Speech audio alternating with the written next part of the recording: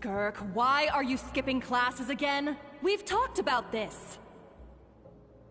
'Cause he's a crabby old man, and he's a boring old man. I don't like going to his classes. Excuse me? You shouldn't talk about your teacher like that. It's very disrespectful. All right, let's not get into a big fight about this. Skirk's learned what she needs. There's no point forcing her to sit through more classes if she doesn't want to be there. But I'd still love to hear about what you got up to yesterday. Why don't you tell your dad all about it? I went diving, and I saw this huge fish. I never knew they could get that big. It looked kind of dumb, though, with that stupid big fat head. I tried to shake its fin, but it just spat water at me. Oh, and today, I'm gonna go to that prairie up north. There's supposed to be this giant bird there that can spit fire.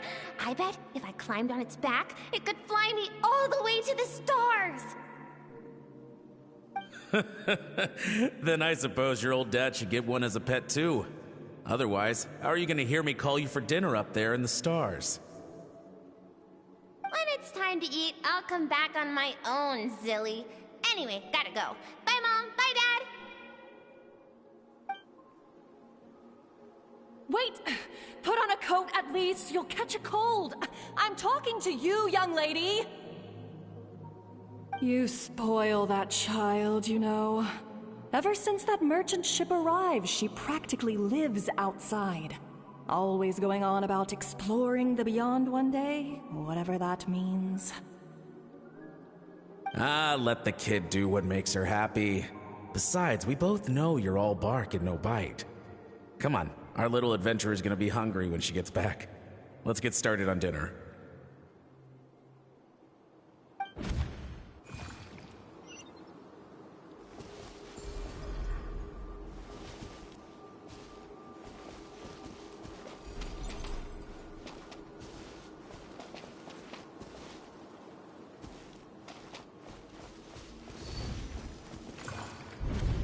The stars shimmer high above.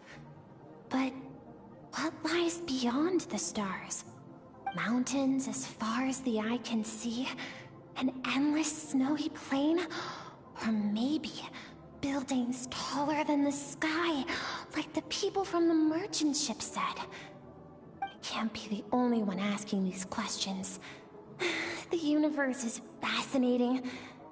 If only I could meet some other people like me. We could set sail together and explore every corner of the world. I'm sick of being a kid. There's so many amazing things out there, and I'm ready to see them all. But for now, I'm starving. Better get back.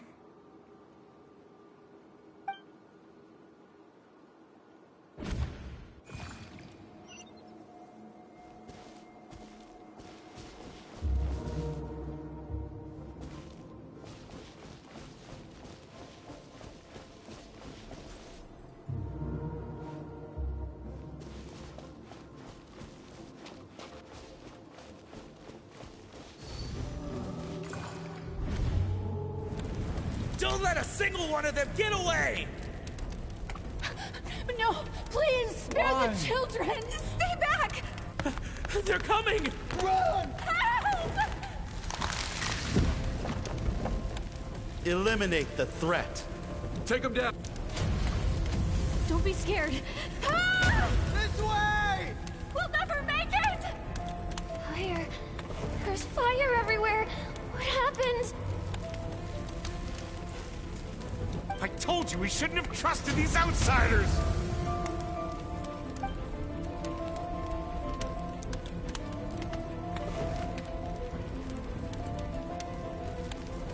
Why are you doing this? What did we do to deserve this? We welcomed you with our finest food and drink, showed you the best our home has to offer, gifted you cloth dyed by our own hands. And this is how you treat us? Run! Save yourselves!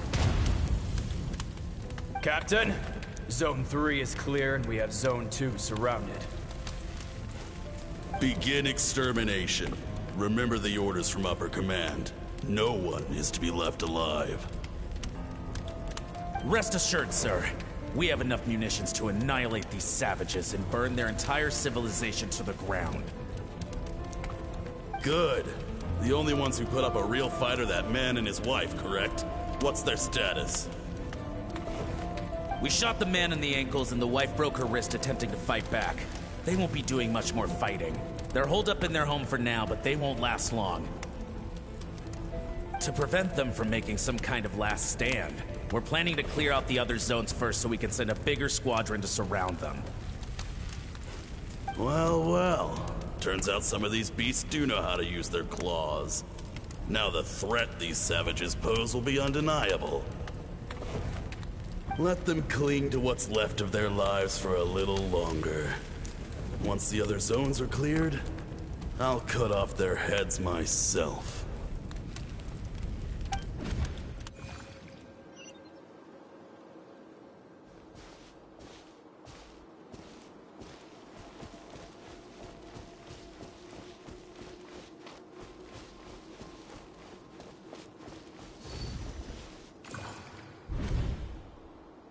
Dad? Mom? Skirk, you're all right? Thank heavens. I'm so happy to see you, sweet girl. But you need to go. It isn't safe here. They'll be back any second. What happened? You're bleeding a lot. Dad? Mom?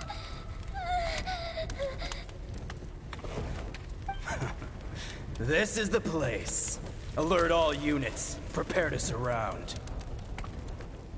Run, Skirk! Run as far away as you can! Don't trust anyone! Your dad and I, we're not afraid to stare death in the face, but we need you to survive. My clever girl, so curious. You're already so brave. I know you're going to grow up to be such a positive light in this world. Whenever you miss us, just play this song. Remember, life is a gift. Don't let darkness claim it. Break down the door! Look what we have here. A savage that can pluck a tune. Well, the show's over.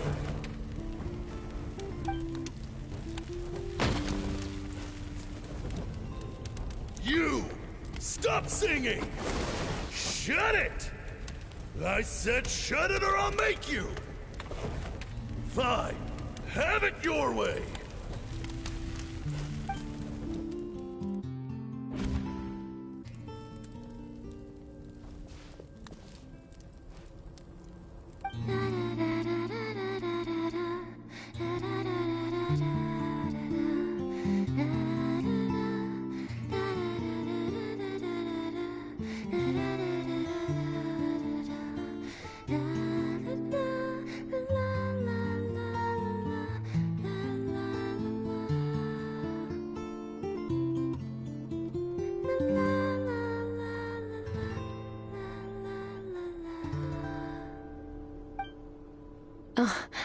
You're awake?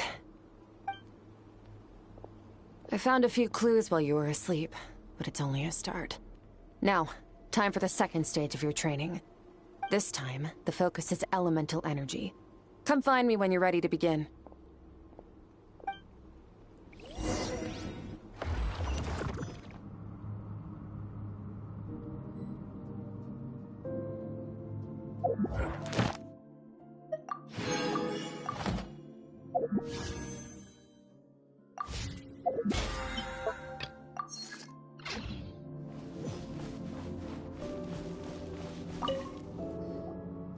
Man, staying in the abyss feels so surreal, don't you think?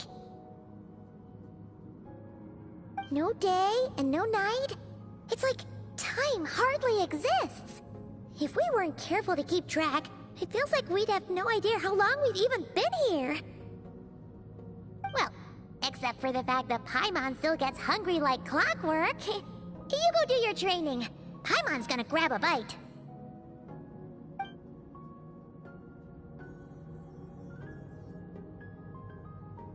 The way I see it, the pursuit of power is divided into 3 stages. The first is mastering the use of standard weapons. Next is learning how to harness natural energy. And after that, you're free to challenge even higher dimensions. The natural energy of Teyvat is, of course, elemental energy. But that's not my area of expertise. I draw from a different source of power. Abyssal power, yes. Also known as the power of the Void Realm. My master, Sertologi, is a true expert in that area. After all, he was one of the group of 5 that infamously stole the all-encompassing power of the Abyss. An act for which the people of Conria gave them the epithet, the 5 Sinners. The elemental energy of Teyvat, on the other hand, is derived from the power of the Light Realm. These 2 forms of energy exist in direct opposition to each other. Suffice to say, there's not much I can teach you this time. A keen observation, traveler. Call it respecting local norms. The Abyss stands in direct conflict with the will of this world. So, to make my life easier, I disguise my power to make it appear cryo-like in nature. It's a technique I learned from some Conrian ruins, known as the 7 Shifting Serpent. If you ever change your mind about delving into abyssal power, I can teach it to you. So I've heard.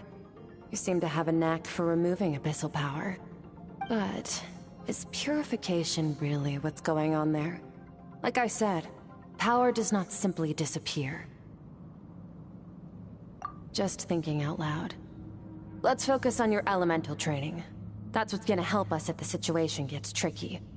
True growth comes from adversity, but only if you make the choice to pick yourself up again every time you fall.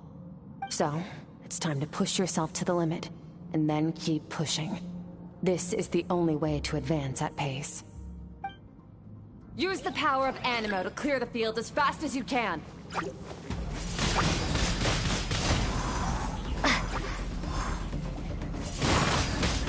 Windblade! Huh. Ha! Yeah! Yeah! Be gone!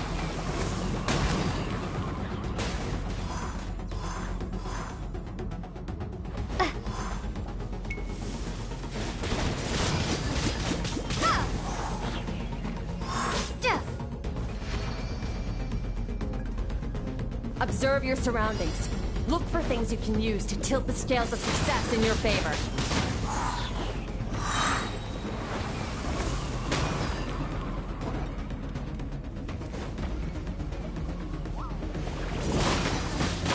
Windblade!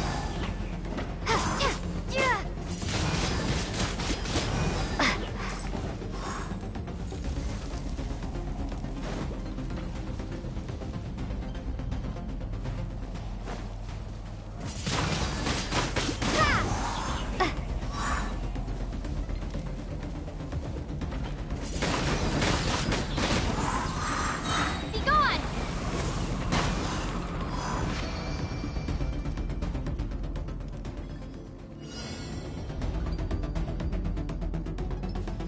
Use the power of Hydro to destroy the spikes.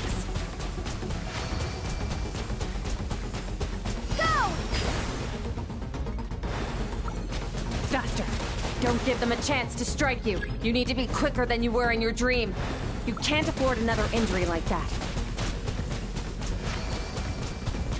Ha!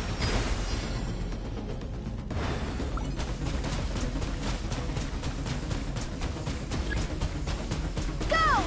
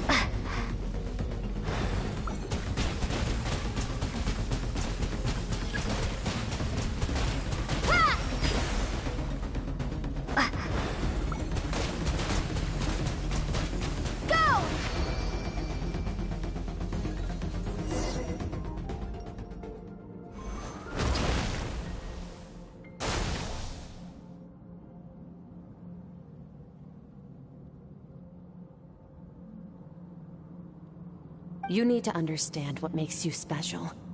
The ability to wield elemental energy without a vision and switch between the elements at will. It means your aspirations need no approval from the gods. Your power is not bound by the rules of this world. So be bold. Do not be afraid to chart your own path.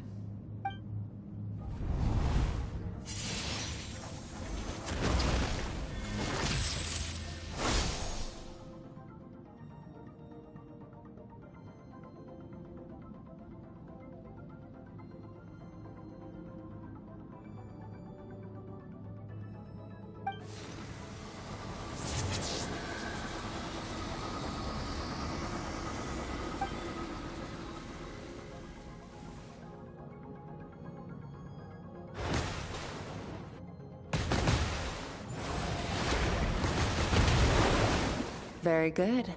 It seems you've reached a deeper level of connection with the elements. Long enough for you to lose yourself in your training, which is a good sign. Relentless practice with the elements has drained all your strength, but it's also what allowed you to make progress. Get some rest. When you wake up, we'll proceed to the final stage of your training.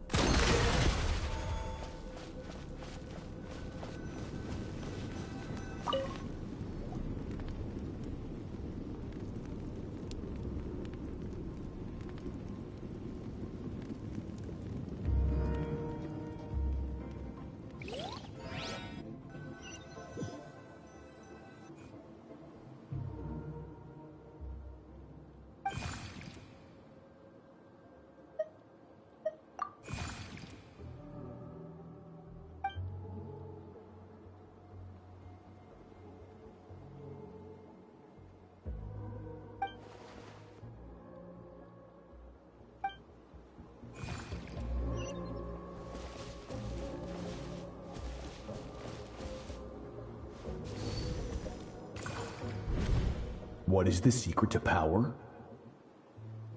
Longing, hatred, self-preservation. No, it is fear. The fear of losing those you love. The fear of watching your home burn. Fear of loneliness. Fear of death. Fear is the source of evolution. It forces humanity to adapt to their environment and overcome hardship. It is in the process of prevailing over our fears that we surpassed first ourselves and then the rest of the world. That fear is now part of you. It calls on you to evolve. And it is time to answer.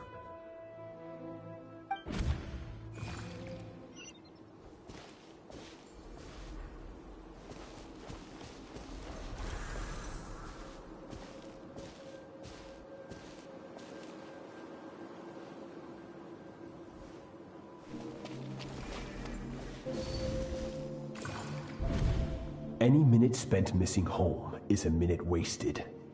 Practice your sword work instead.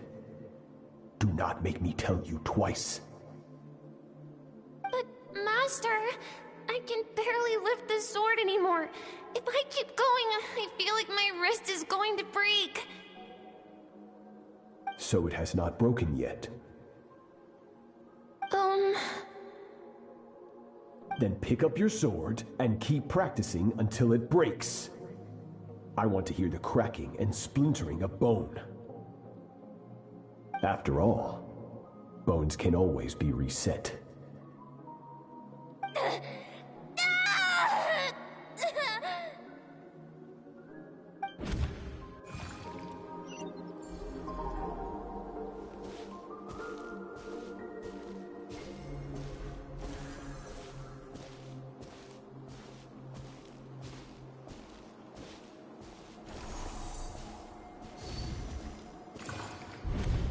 Good, Skirk. Once again, you survived. How do you feel? cold and pain. These are signs that you are adapting to the abyss. Each time the flesh is torn and the spirit crushed, each time you claw back from the brink of death, you become stronger. I now understand why these people sought to destroy your homeland. Your potential goes beyond even what I could have anticipated.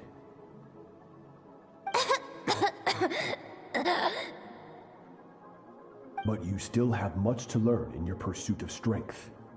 Your mind is rife with distractions. From now on, I shall show no mercy in your training.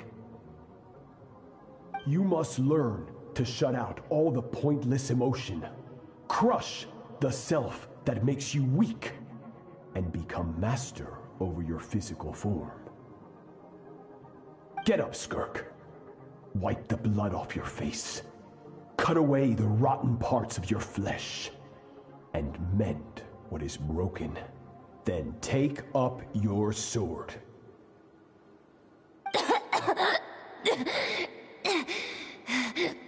Yes, Master.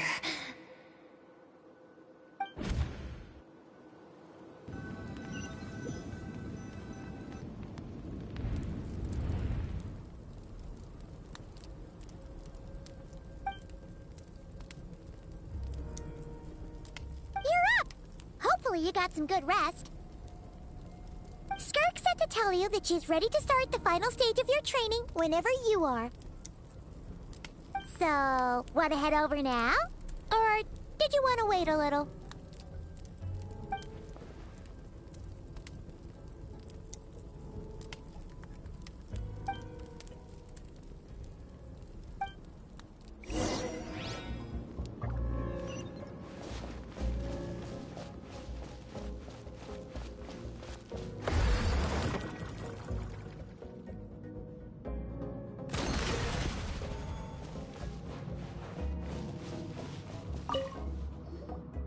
From your training so far, you have gained better command of the sword, and more control over your elemental abilities.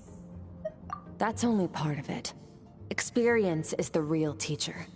Your journey, the friends you have made, the dangers you have faced. These have taught you more than I ever could. Now, it's time to focus on how you react under pressure. You must be able to think rationally, even in unpredictable combat situations.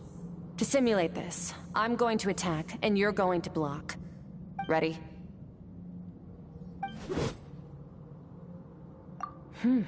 Not bad. That defensive stance looks near unbreakable. Just like your brother. Oh, that reminds me. You still don't know what happened to him, do you?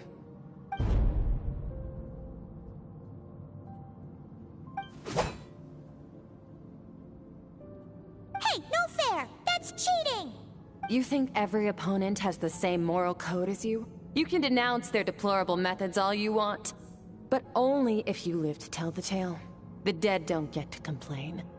Strong emotions will always arise in combat. Anxiety, anger, fear. But a true warrior is never at their whim. Only when you are free from the influence of emotion can you make the right choice, no matter the situation.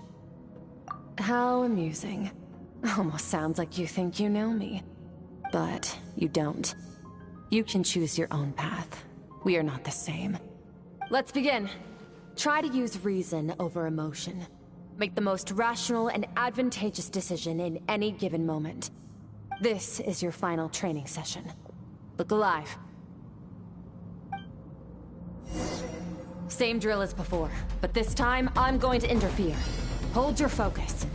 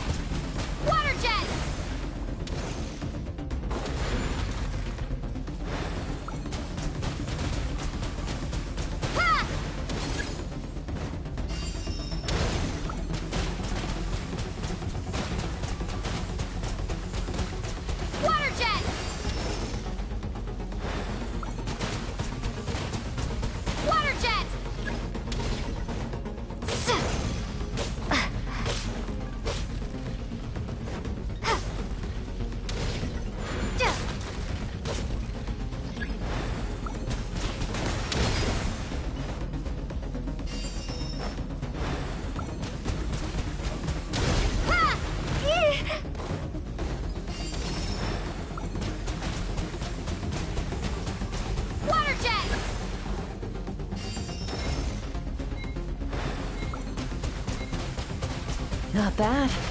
Better than I expected.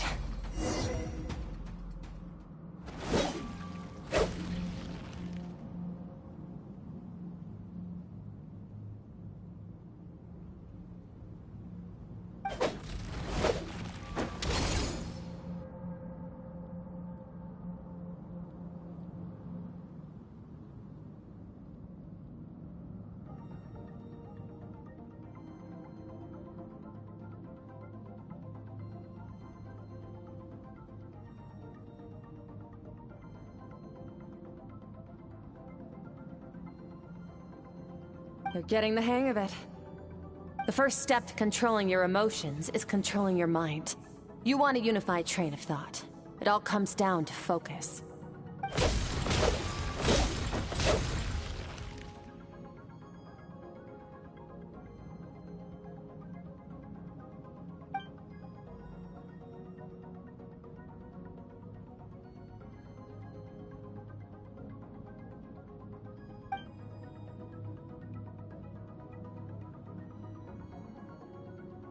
Your mind is rife with distractions. From now on, I shall show no mercy in your training. You must learn to shut out all the pointless emotion, crush the self that makes you weak, and become master over your physical form.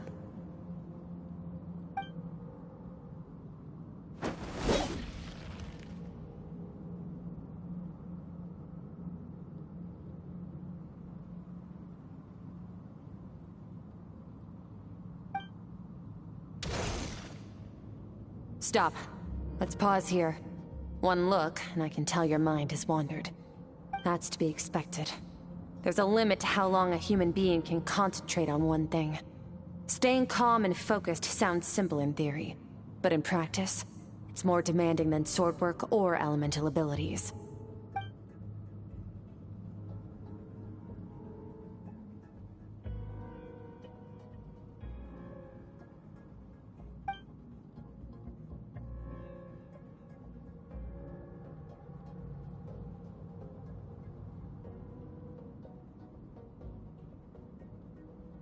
Get some rest. No point training further if you're already dead on your feet. Like I said at the beginning, the only goal of this training is for you to reach a point that you're satisfied with. You managed to push past your limits, which is a good start. You can be proud of that, and sleep well knowing that you've earned it.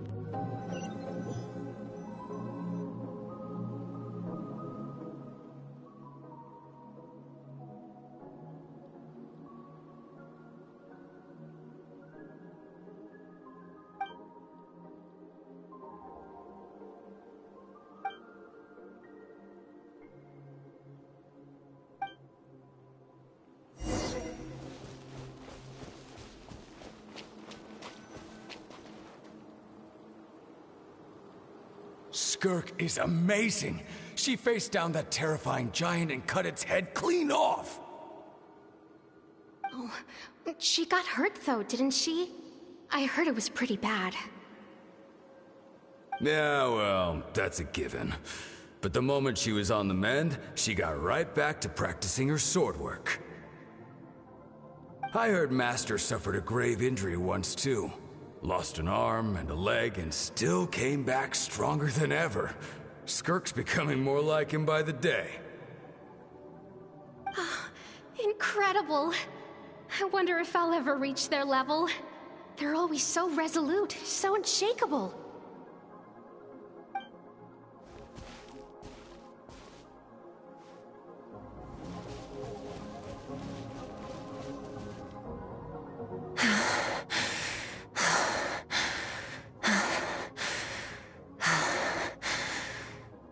Pathetic. You're not even trying. You're so much weaker than you think. Skirk, have you become a positive light in this world?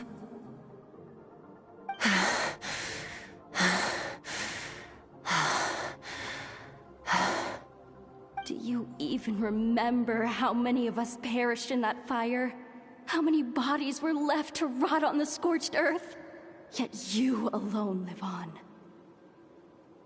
Keep your gaze fixed on your blade. You don't deserve to rest. I have so many questions. I just want to jump in a spaceship, explore the whole universe, and get answers from the stars. I just need to wait till I'm grown up. Then, I can do anything. Now, you must bid farewell to who you were in the past, and become someone stronger. Run! Skirk! Run! Only death awaits us here. Keep running, and don't ever look back.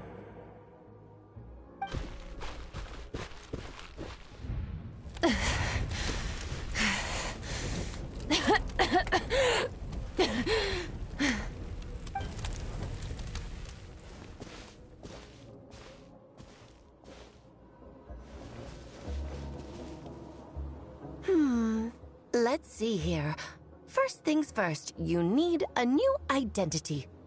Going around telling people you're from somewhere beyond the stars won't do, now will it? How about saying you hail from beneath the earth instead? As the Conrian saying goes, venturing out into the universe and down into the abyss are the same in that both are braving the dark unknown. Well, I'm a visitor on this planet, so I'll follow the rules. Ah, splendid. That saves me quite a bit of trouble.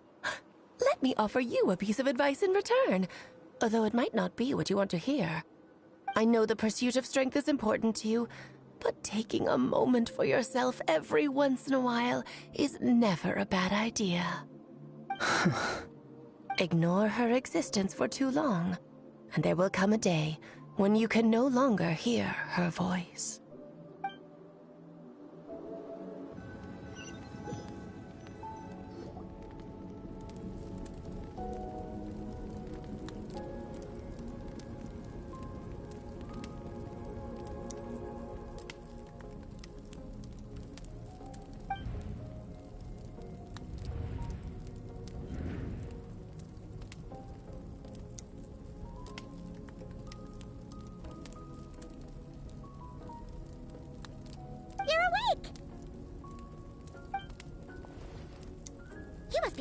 Right? Ta-da! A barbecue feast just for you! Of course you are! That's why Skirk and Paimon got this all ready for you. Dig in, before it gets cold. Ah, well, if you're around someone long enough, it's bound to happen. Plus, Skirk can cook. So, Paimon decided she can forgive the whole Ice Queen thing. Paimon's not one to hold a grudge. Here's an idea. Let's save the chit-chat until after the meal.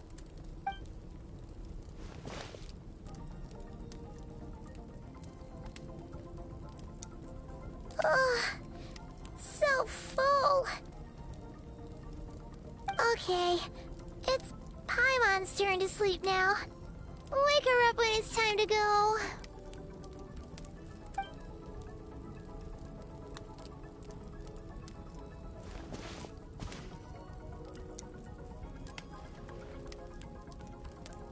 I have good news.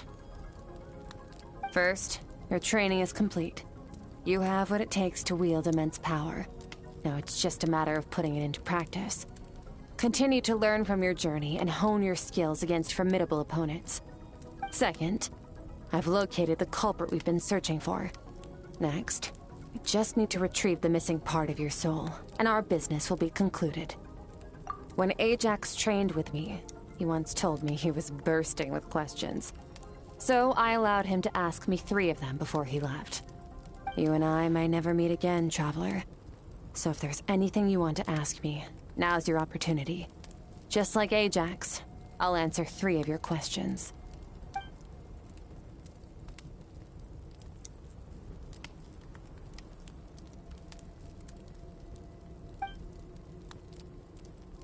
Okay, not the angle I was expecting. What makes you ask that?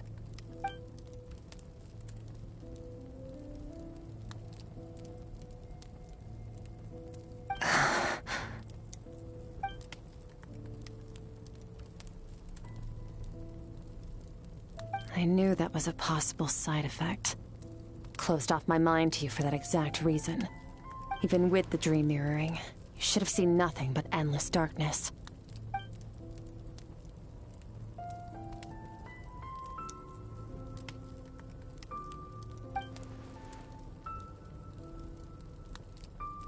Whatever. Must have been a flaw in my execution. I shouldn't be too surprised. Due to some recent circumstances, my self-control has been lacking as of late. Since you've seen what you've seen, there's no reason to hide the truth. All I ask is that you keep it a secret. No, I'm not from Tevat. I'm from a different planet. And there was a time when I journeyed through the stars. A lot like you in some ways.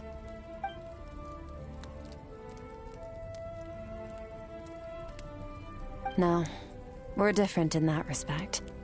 You're influencing the fate of this world. But me, I'm just passing through. Several hundred years ago, my master, Sertologi, opened the border between worlds and sent me here. But this is not my home. And one day, I'll return to the vast unknown of space. So, there you have it. On to your second question.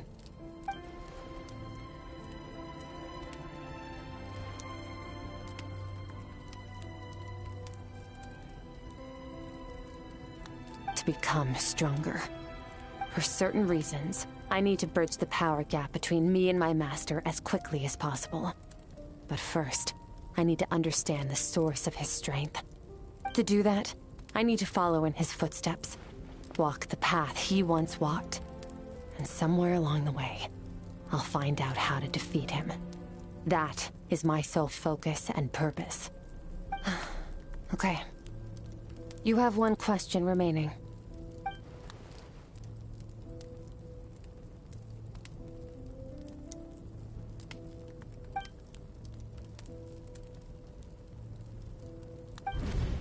You make it sound so easy. Ever since the incident I experienced there, I've never stopped searching for Master Skirk and that unknown abyss. But it's been years now, and I've still found nothing.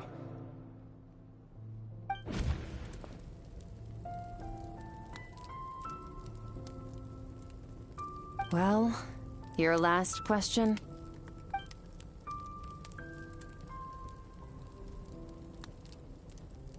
Ajax. His situation is different than yours. Before you ever crossed paths with me, you'd already encountered many formidable people, studied their techniques, and developed your own skill set. So, during your training, all I had to do was build upon that foundation. But Ajax was so young when he came to me. A complete blank canvas.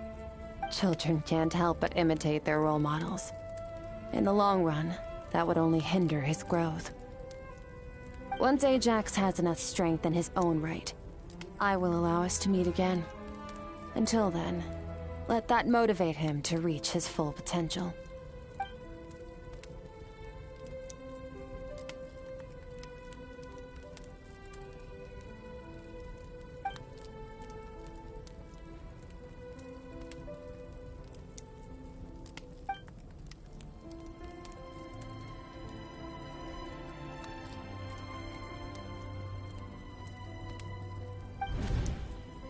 Unlike you, I have no desire to establish a connection with the world. The weak and the lowly have no right to remember me. They're lucky they only have a few missing memories to show for it.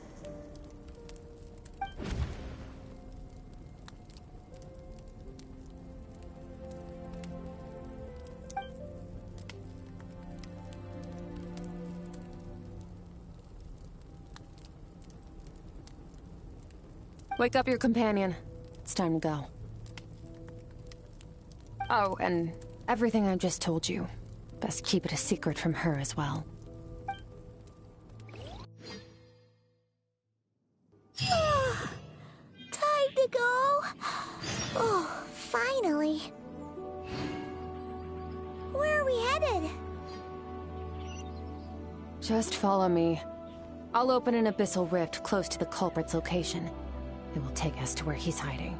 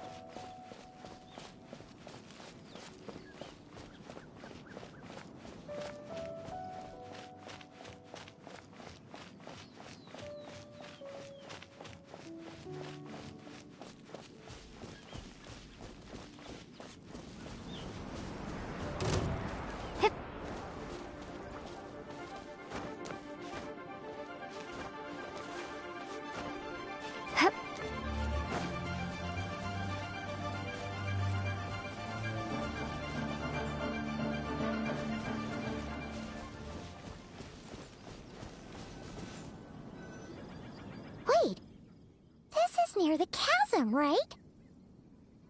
Yes. If we enter from here, we'll be able to reach that place from your dream. You have some experience with abyssal domains by now, but still, this is someone else's territory. Best to proceed with caution. Don't worry, Paimon's an expert at hiding behind other people for safety. Oh, but, that means you need to stay safe, traveler. All right. Remember your training. Time to put it to use.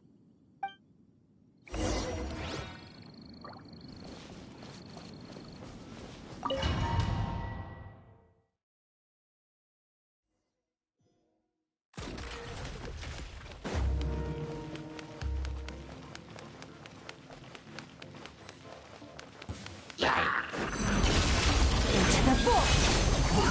Start!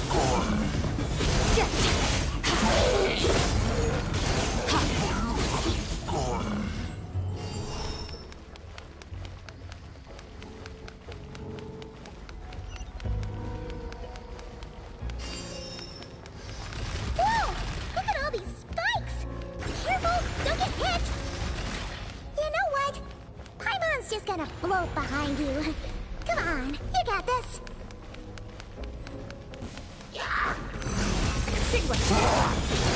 Mine to wield.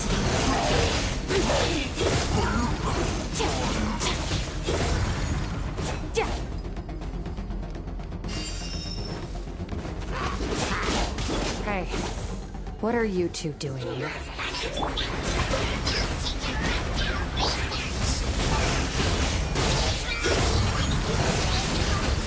Dusty, like an abandoned house. Let's press on.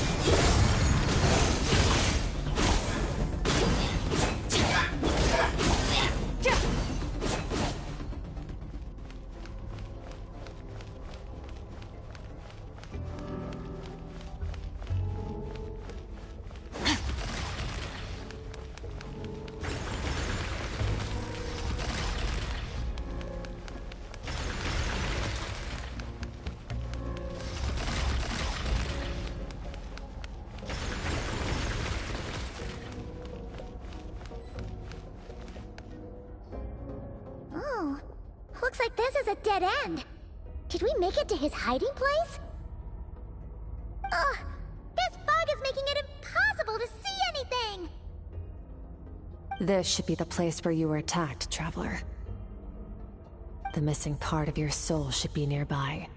Can you sense where it is?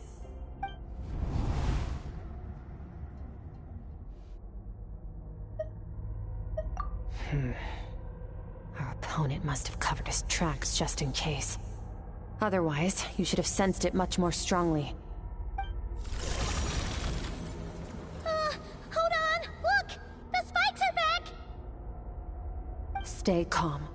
Let's hold back a little. Give our enemy some wiggle room so we can see what we're dealing with. If you're too reckless, you might be playing right into his hands. Our enemy took part of your soul for a reason. It's likely he integrated it into his attack somehow. If we're smart about this, we can track it down.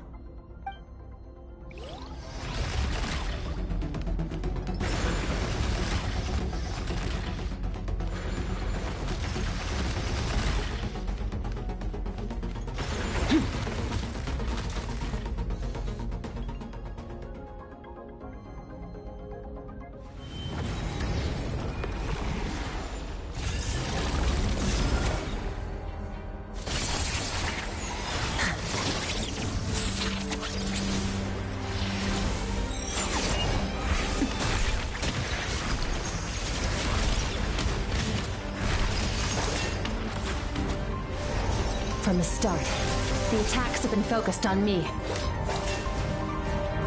Trying to break through my defenses? I see.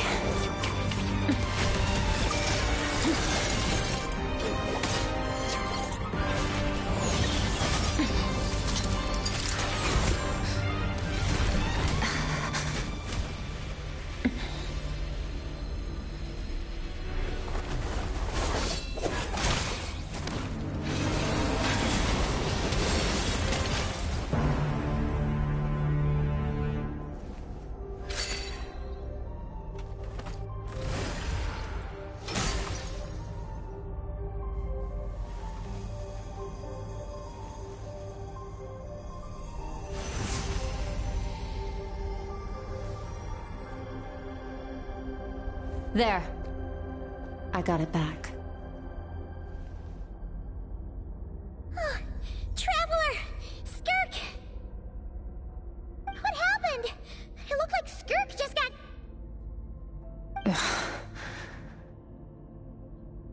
In the Gwali Plains, you asked me why this enemy chose you as his target. Now, the answer is clear. It's not just the fact that your strength is impressive. It's also because of your ability to, as you put it, purify abyssal power. Whatever that actually means. The fact is, that ability allowed him to do something that should have been completely impossible. Namely, break through my defenses and steal my power.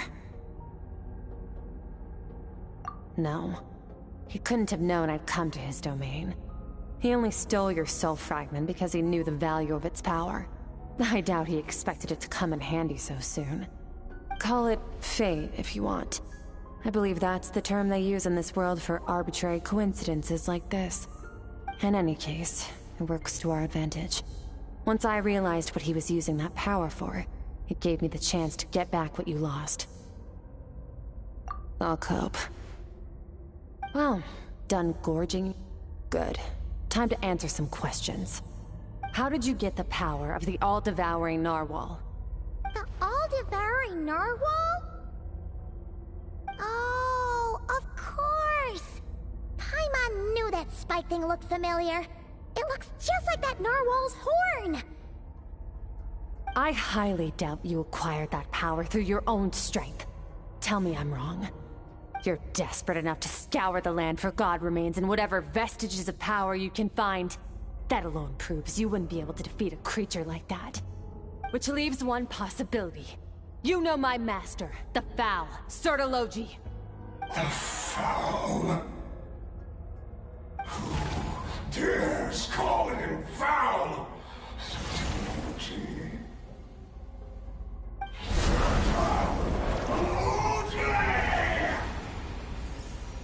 What's wrong? Bit off more power than you can chew? You're struggling to hold a basic conversation. Just a little longer. I'm still...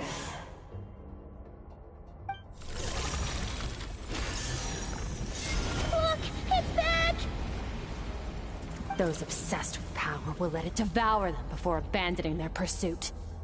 Keep calm and use reason to decide the best course of action.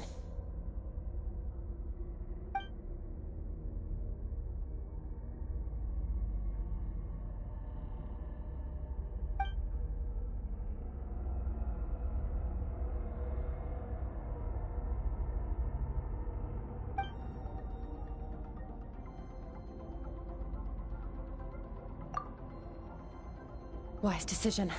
Final victory doesn't always come after a single battle. You've got your soul fragment back, so we both got what we came for. Let the enemy draw breath while he can. It won't be for long.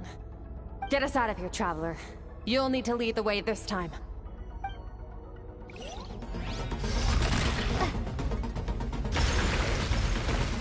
Skirk, is your shoulder gonna be okay? The wound is minor. It'll heal in no time. You should focus on getting out of here alive instead. Uh-oh! Falling spikes! Run!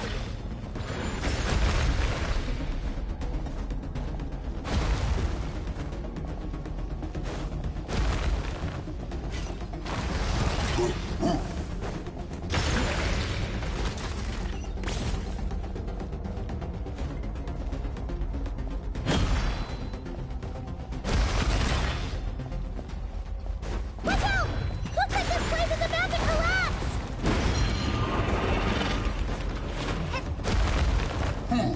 So, this guy's power has something to do with the all-devouring narwhal. Did you know that all along, Skirk? I had my suspicions. That's why I decided to investigate in the first place. But suspicions only get you so far. I needed to verify it for myself.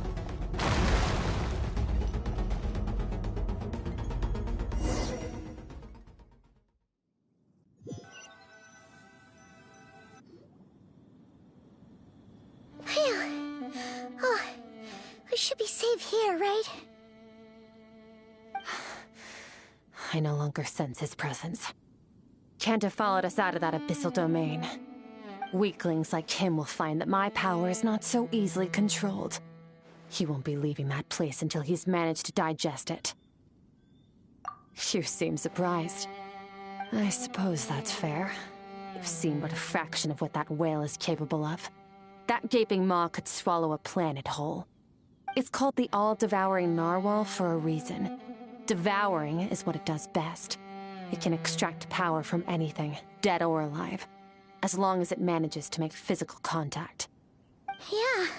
When we had our run-in with that thing, Nervalette mentioned that it has an instinct to devour. Your dragon friend recognized the nature of its abilities and used the power of Hydro to protect you. That worked because it was in a satiated state, so it was somewhat less aggressive than usual. It's a different story when it has no more power to feed off of. That's when its true voracious nature kicks in.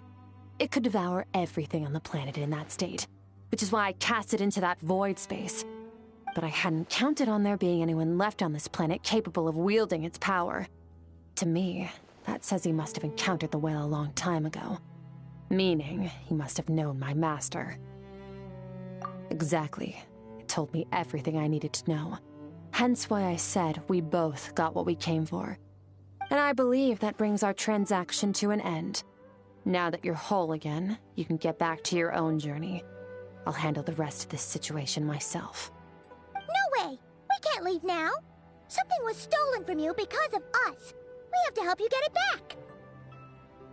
This isn't my first taste of failure or losing power. When you fall, you get back up again and become stronger. That's how it is. But what if that monster finds you before you're all better? Plus, how are you gonna get home? It's not like you can just go swoosh and open a door to the abyss again. Not without your full strength. So, sticking with us for the time being doesn't sound so bad, does it?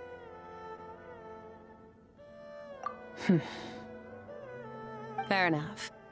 Then take this. What is it? A bag of Mora. Nothing in this world is free. I know that much. I'll leave the planning to you. Hurry up and decide where to go. We shouldn't linger. We should take Skirk somewhere she can rest. But where? Paimon gets the feeling Skirk wouldn't like being around a lot of people. Oh wait! Baishu said we could rest in the back room of the pharmacy, didn't he? Let's head there!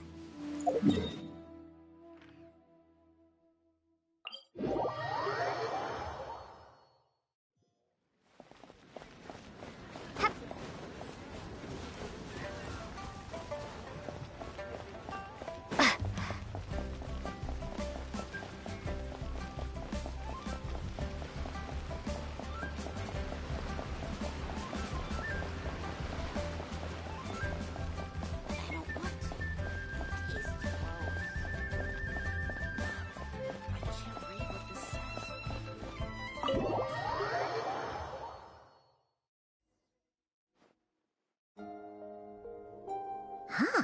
This bag from Skirk has a ton of Mora in it. Does she have a job or something? Wait, no. After what we saw at Wamin Restaurant, that seems impossible. Can you imagine? It would go something like... I'll be collecting my paycheck now, boss. Oh, sure thing. Wait, who are you? Have we met? Can't hold a job if you make everyone forget about you. So, what did she do to get all this Mora? Claimed some buried treasure, took care of a few monsters that were causing trouble. Nothing untoward. It's safe to use. Ah! You heard all that? A sonorous voice like yours is hard to miss. I wouldn't be surprised if the sound of it traveled to the nearest mountaintop. Then, did you by chance happen to hear Paimon's little, joke earlier? You mean when you called me Frosty the Lavender Melon?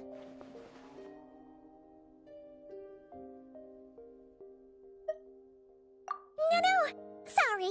Paimon totally misspoke just now. She didn't say that at all. It was, a Paimon lookalike. Yeah, she's a piece of work, that one. Always impersonating Paimon and giving people weird nicknames. Okay, fine. The truth is, Paimon didn't like you all that much at the start, but things are different now. You helped the Traveler in a big way, so... What do you say? Friends? Ugh. I noticed there was only one bed. Go ahead and get some rest. Wait, what about you? I don't get tired, and I don't need rest. I'm going to practice my sword work. That should help me regain some strength. But your shoulder... Hey, don't just leave!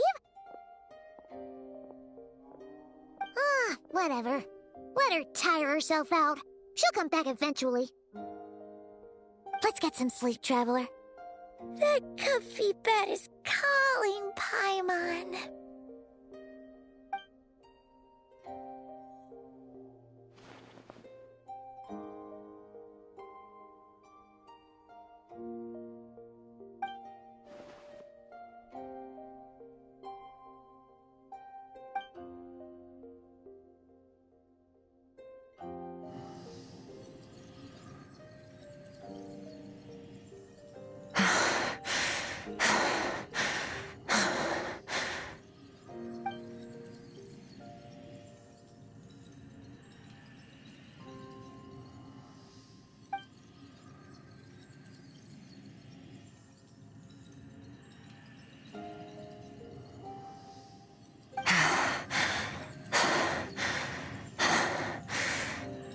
Quiet.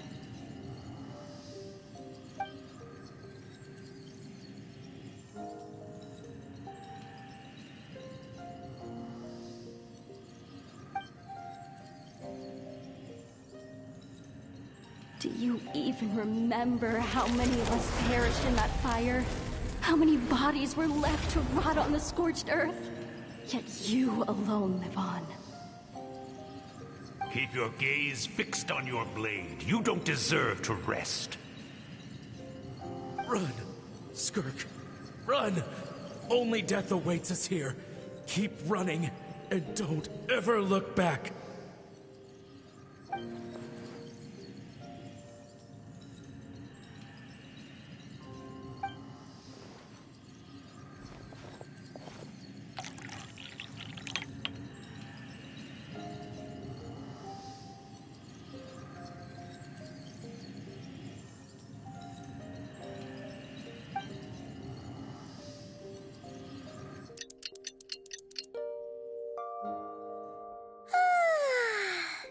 Getting an early night's sleep is the best. That bed was so comfy. Wait, Skirk? Have you been sitting out here the whole night? The bed's all yours if you want it.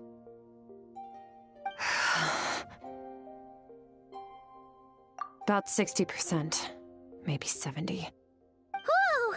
Paimon thought it would take at least a couple of days. That was fast. No, not fast enough. That's 20% less than last time. Same training regimen, same intensity. Nothing felt different, but somehow the outcome fell short. No, I think the problem's with me. I need to meditate for the next 2 days. Deep introspection should help me find the issue. Ooh, sounds intense. We'll watch over you in the meantime, then. Thanks. See you in 2 days.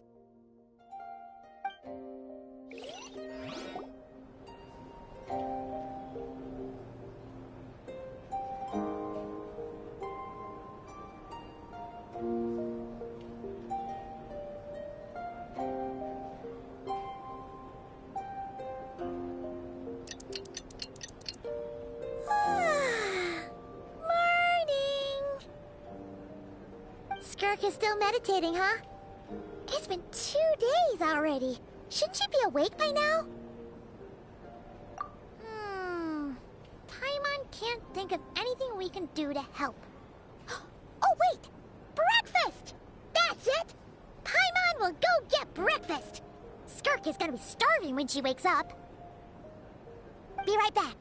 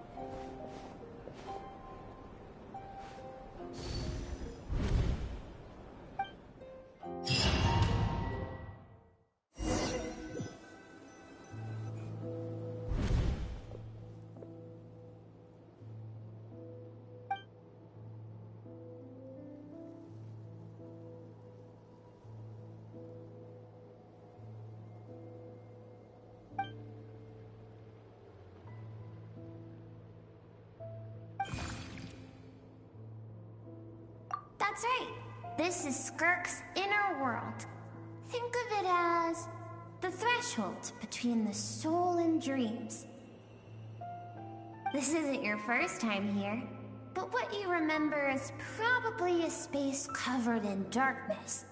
I only managed to illuminate a small portion for you back then. Actually, it's my first time talking to someone like this. I only managed to break free and bring you here because the injury weakened her power. I guess that's why I can speak again, too. Call it fate, if you want. I think that's the word they use in this world for lucky coincidences like this, right? Now, before I take you to her, I gotta ask. You're the first outside visitor to ever come here, so what's your impression of this place? Oh, you noticed. This river represents Skirk's strength. Strength accumulates over time. It is the summation of a person's lived experience. So this river is where all the fragments of Skirk's life should converge into a single stream of memories and emotions, flowing forward as one. But, as you can see, this river has been severed numerous times. It's because Skirk doesn't like who she was in the past. When all she sees reflected in the river is a disgraceful shadow of who she was, she cuts through water and rock with the sword of reason, severs her connection with the past, and begins anew.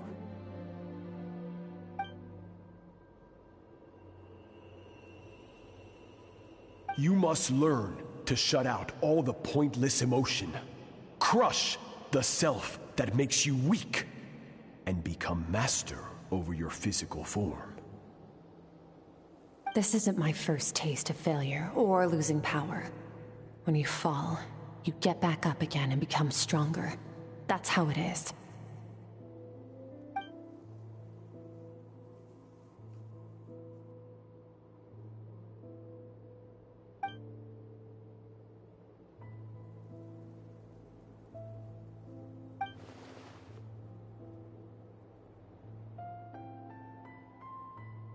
The answer to one mystery invites another question, I see.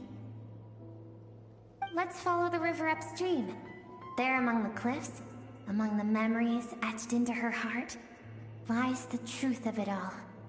Soon, you'll understand everything.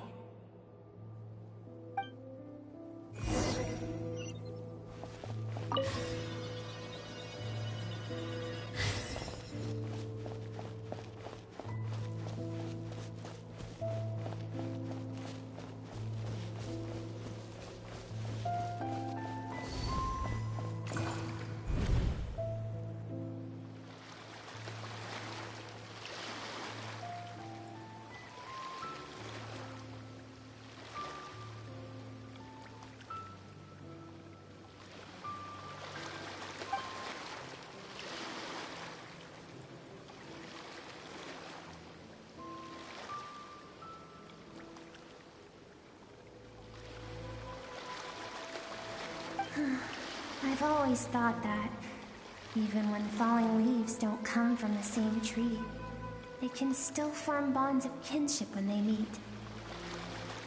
Like meteors, you both made a journey through the stars. Both travelers who have landed on a planet that is not your home. Yet, when she first noticed your presence, although she hesitated for a moment, she still chose to walk away. Indifferent as ever.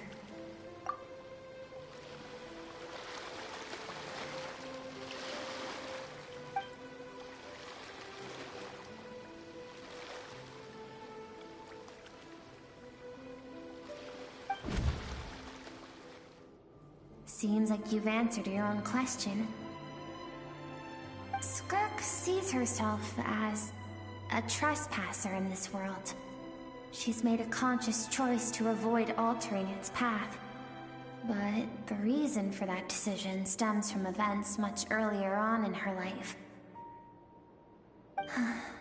Let's keep going. It's still a long way to the source of the river.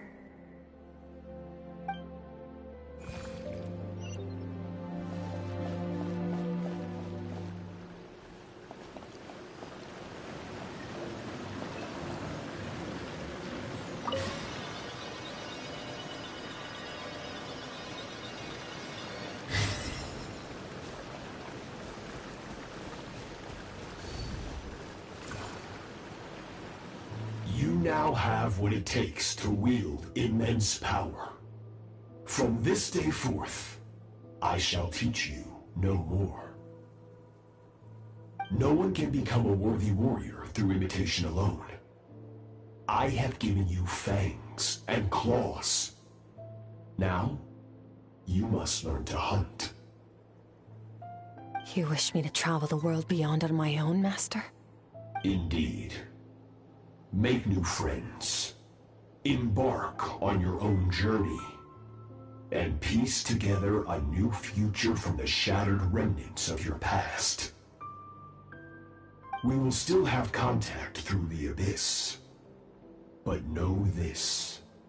One day, I will take the life you worked so hard to rebuild and reduce it to ashes. Just like the fire that haunts your mind. Why would you do that?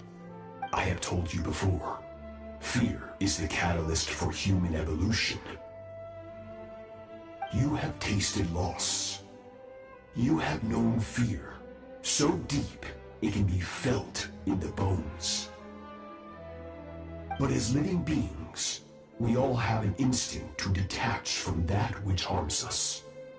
And thus pain dampens over time, and the acrid taste of fear becomes but a distant memory. Yet now, I have bestowed upon you the gift of fear eternal. It will drown you in the nightmare of your childhood, or it shall drive you to defeat me, whatever the cost.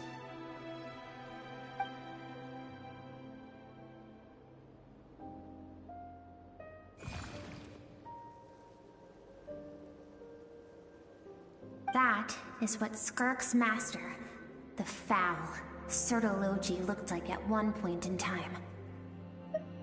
Of course, as a higher being, physical form is a triviality to him. He could appear as a beast, a human, or even a monster that defies description. The form you see him in here, clad in abyssal armor, is the one he usually wears when traveling through the stars.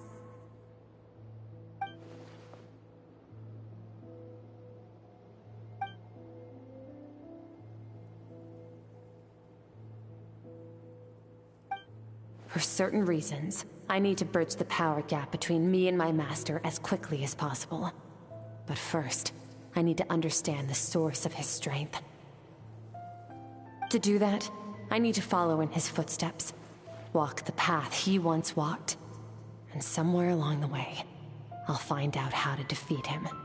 That is my sole focus and purpose.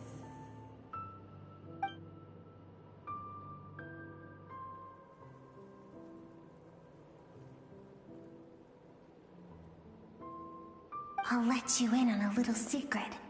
The real Sertology is terrifying. The scope of his power is impossible to understand until you experience it firsthand. It is absolute, the power to crush all things. Shall we keep going? Let's see.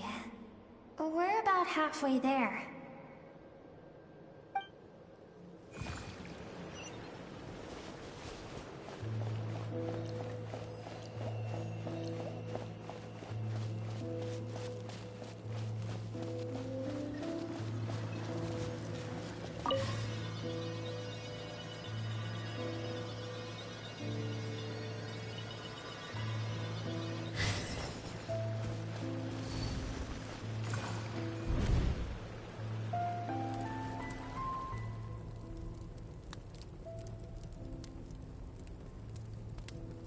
We've made it quite a ways already.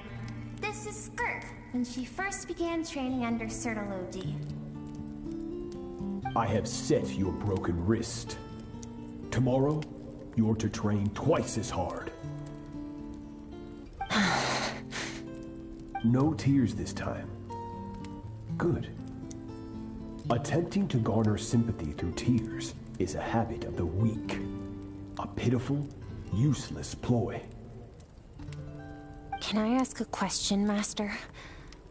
Why did you save me? I keep thinking, maybe it would be better if I had died. I wouldn't be haunted by that fire all the time. I wouldn't have to go on like this.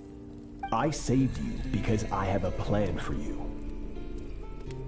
It has been too long since I fought a battle that demanded my full strength, and I hunger for it.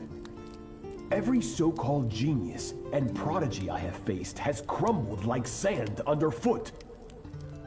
Before me, even fate bends the knee. So, I will teach you everything I know. Train you by whatever means necessary, in the hope that one day, you might surprise me. But I don't want to draw my sword against you, Master.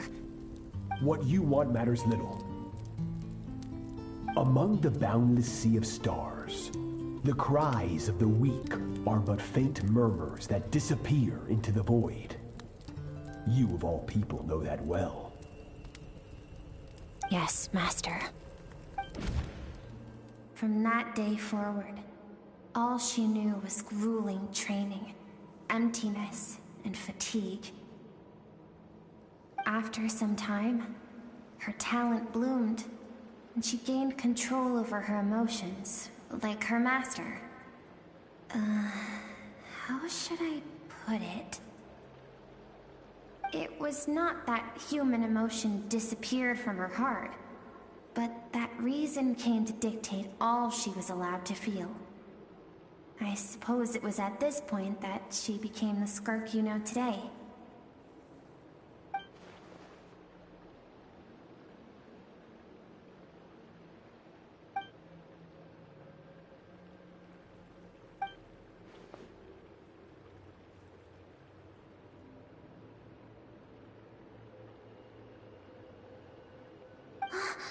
We're nearly there. I almost don't want to reach the end. Well, shall we? This is the final stretch.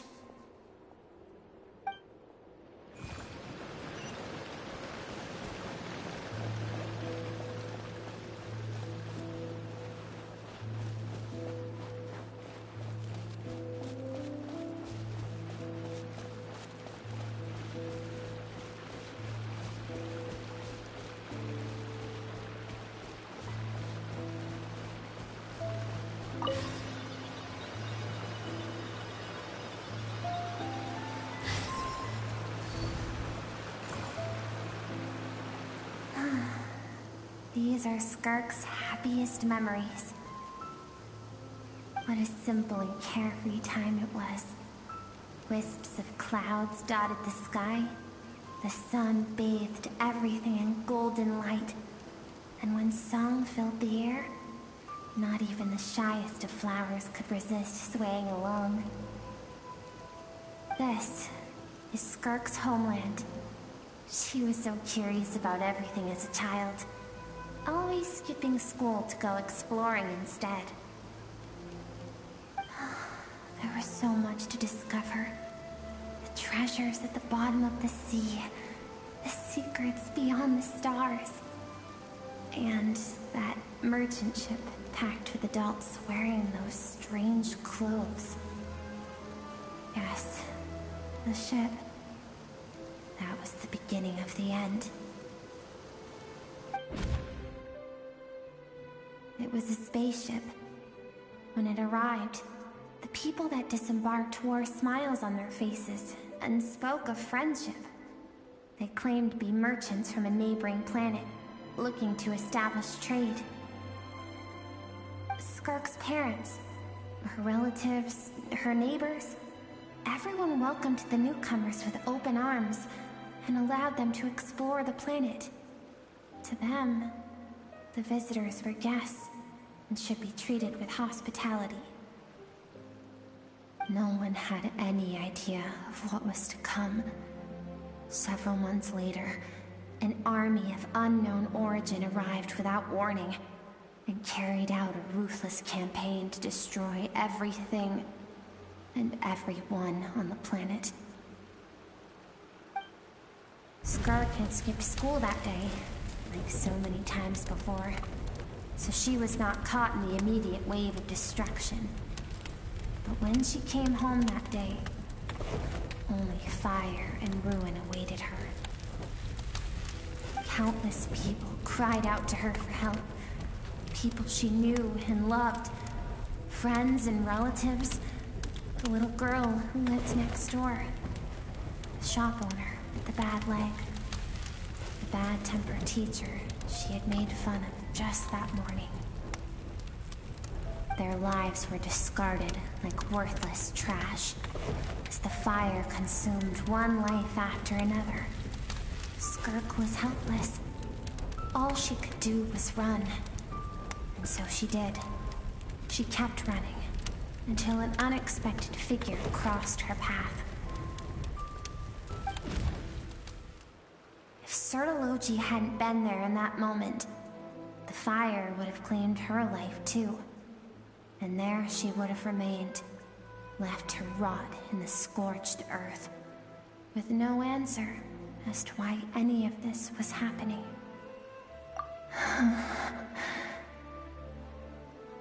Because she and her people were seen as a threat. As the initial merchant ship explored the planet, they discovered that it hadn't always had the condition to support life. Yet there was evidence of human activity, even during the periods of extreme heat or cold in the past. Further research revealed that, over time, the people of this planet had evolved the ability to adapt to any type of environment or energy source. For that reason, the outsiders viewed them as a potential threat, and decided to eliminate them before the threat could rear its head. And so, the army was called, and the so-called danger was wiped from the face of the planet. Senseless, isn't it? Deemed a threat because of a gift they didn't even know they had. Perhaps it was their own innocence and kindness that doomed them. But in the end, that was lost to the blaze as well. If those with power get to decide good and evil, then all you can trust in is the sword in your hand. And so, before death could claim her, she ran. She ran and never stopped.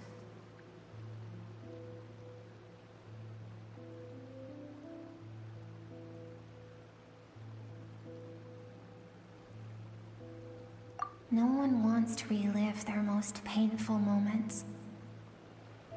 Well, that brings us to the end of the story. This is as far as we can go. Skirk is waiting over there. For both of us. Let's go to her. It's time to fulfill my purpose. And my greatest wish over all these years.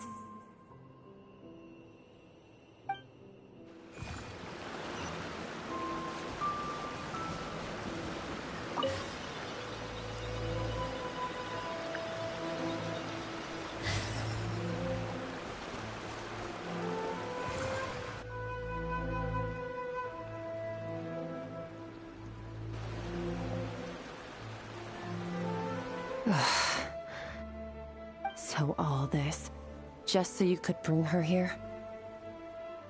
I have things to say to you. Well, to me.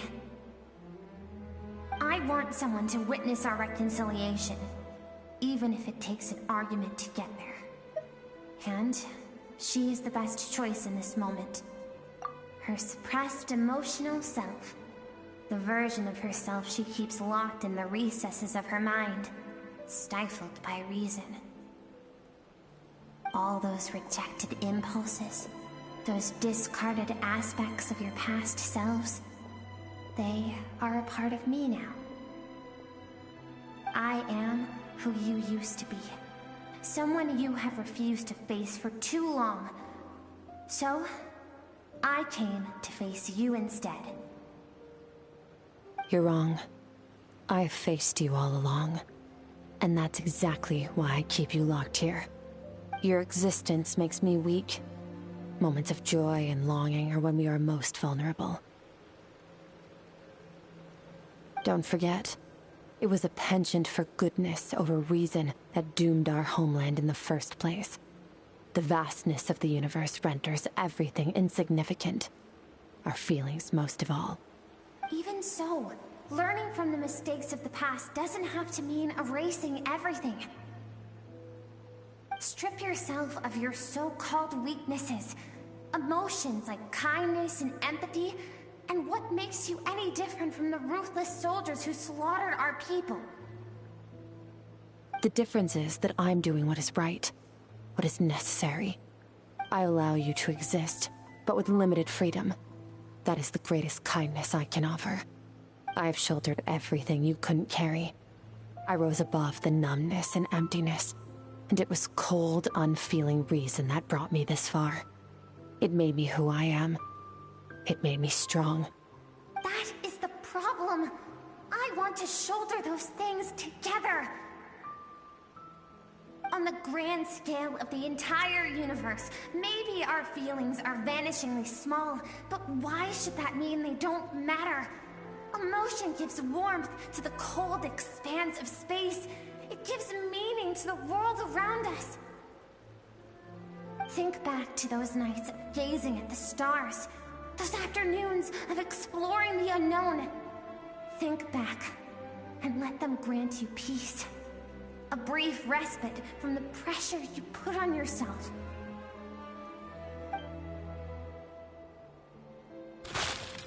That isn't what we need. It's exactly what we need.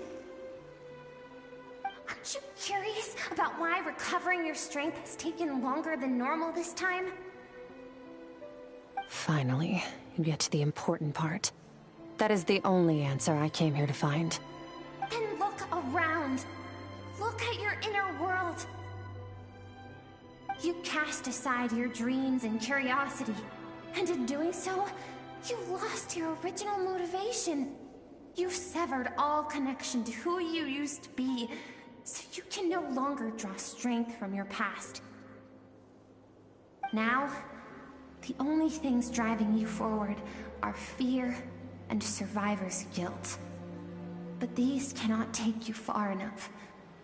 And so, this river, the source of your strength, grows more polluted by the day.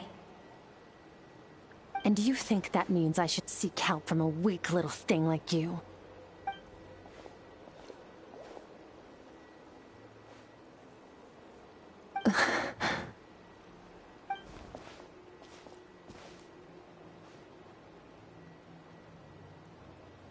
Thank you for saying that. I knew bringing you here would be the right choice.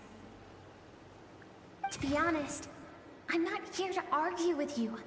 This isn't about who's right or wrong. And in fact, I agree that in order to make it through the wake of that tragedy, we had to distance ourselves from the pain through reason over emotion. But what is right at one point in time isn't always right forever. I know you will never forget that fire. I know the fact that you were the sole survivor fills you with guilt. And I know that among the voices that haunt you, mine is there too. Because deep down, you know that you didn't turn out to be the person you wanted to be. All those unfulfilled hopes are like knives to the heart. And I don't want you to hurt anymore. So even if you can't accept me, I hope, at least, that you can let go. I keep thinking, maybe it would be better if I had died. I wouldn't be haunted by that fire all the time. I wouldn't have to go on like this.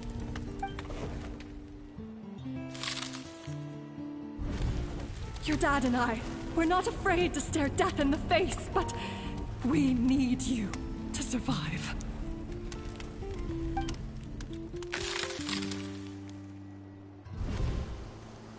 I'm sick of being a kid.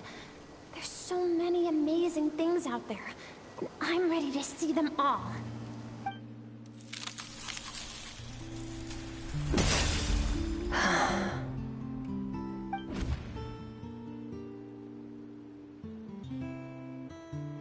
I remember.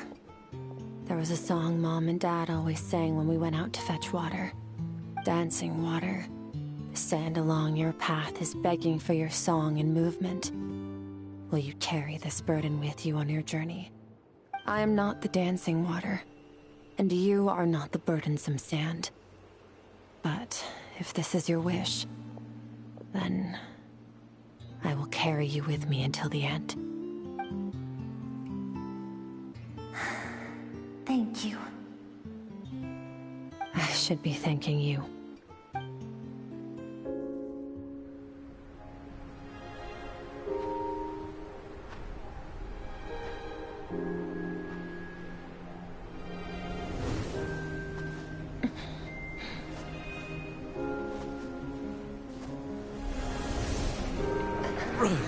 Skirk, run! Remember, leave no one alive! Heed my words, Skirk. Let fear take root in your soul. Did you survive? Why was it only you? Skirk, did you become a positive light in this world?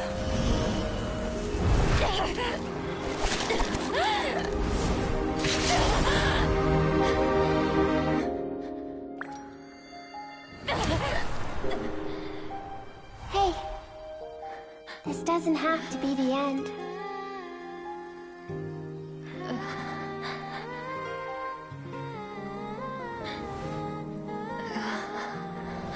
Life is a gift. Don't let darkness claim it.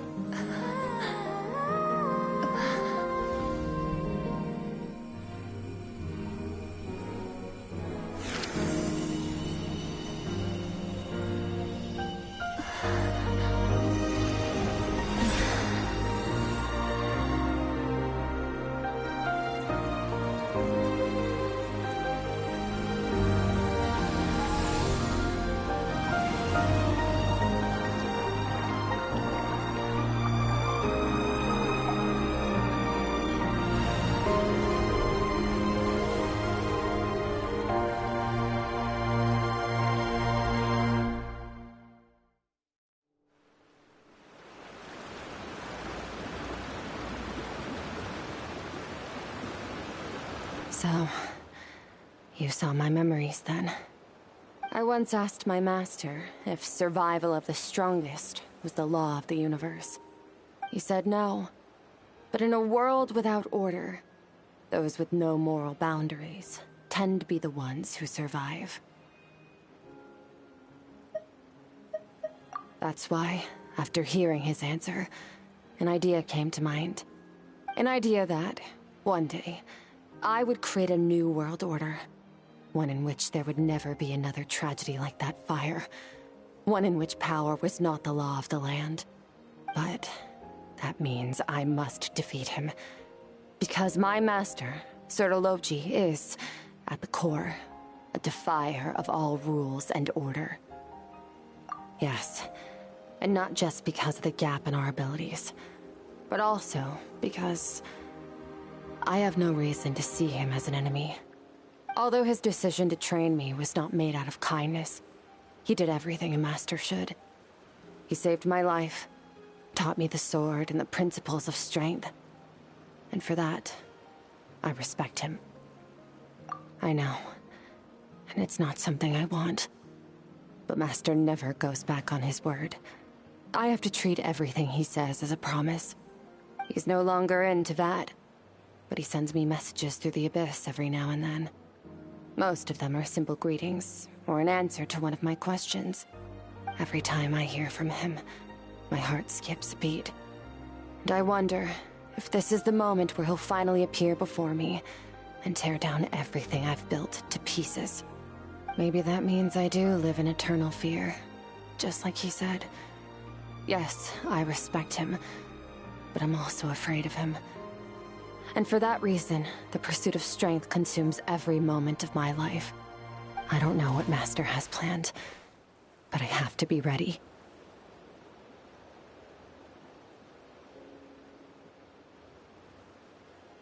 Help me? Why? This isn't your fight.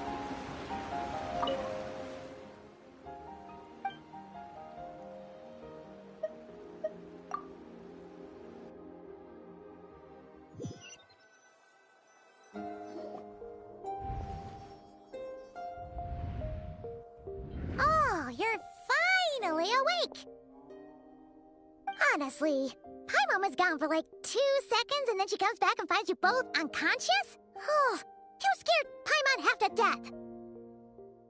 You're both okay, right? What does it look like?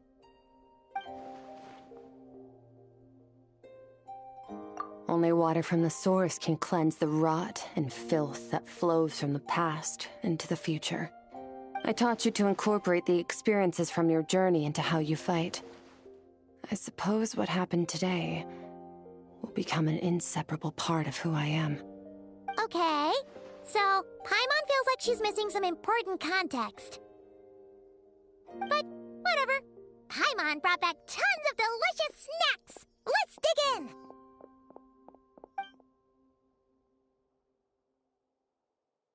All right. It's about time we finished what we started. We're gonna deal with this thief for good, right? This time, I'm not going to tell you to hold back. But having digested even more power in the meantime, he's going to be tougher than before. The good news is, we have no reason to pull our punches this time. So, let's go. Same place as last time.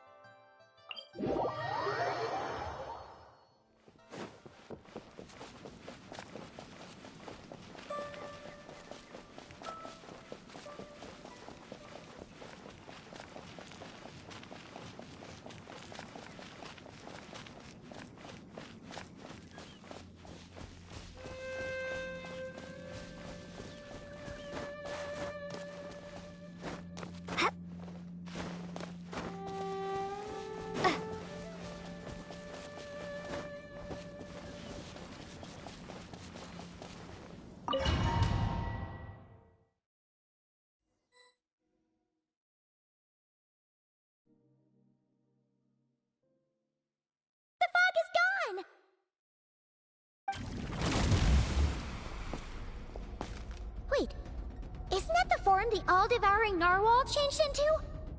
How come he knows that, too? Really? So, you're telling Paimon that giant whale and this guy can both turn into the fowl? How does that work? It's a subconscious instinct. Any intelligent being who longs for his level of strength is bound to mimic his appearance. It's a natural response after encountering someone as powerful as Master. To them, he represents ultimate power. We know the person before us has encountered Master, and we know he stole a portion of my power. So it's not surprising that he would assume this form. Okay. Oh, the closer Paimon looks, the more intimidating it gets. Nervalette isn't here this time, so it's up to us. He won't have the nerve to steal again after we're done with him. Let's teach this guy a lesson.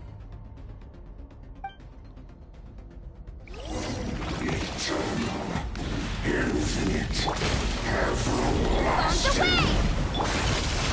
Another star goes out!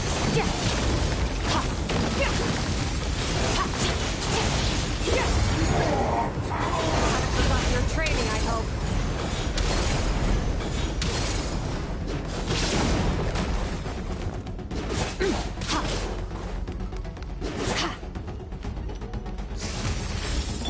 Water jet!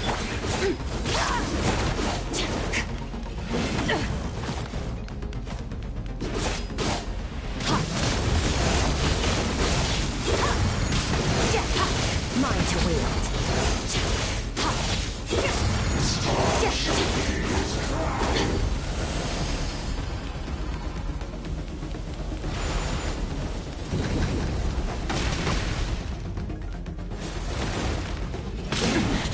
Keep going. Annihilate. Mine to wield.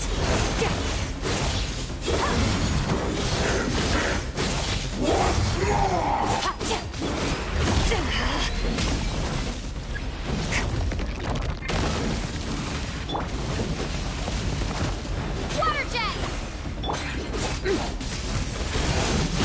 Mine to wield.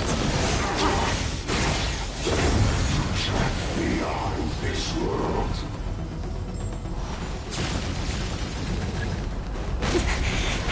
like ha!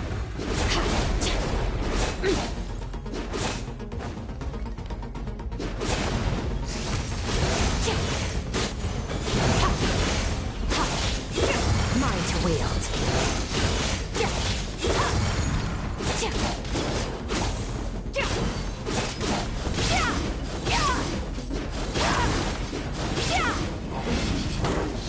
You overestimate yourself.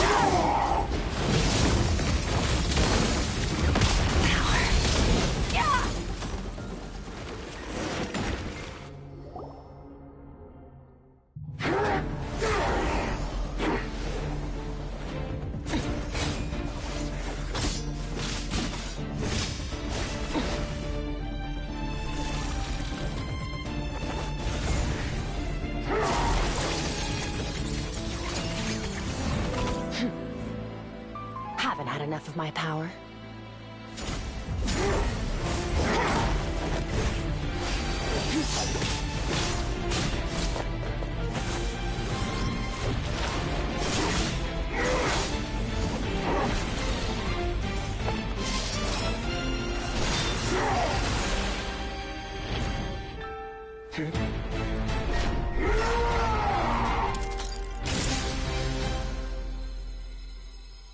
Well then, let's see how much more of this power you can handle.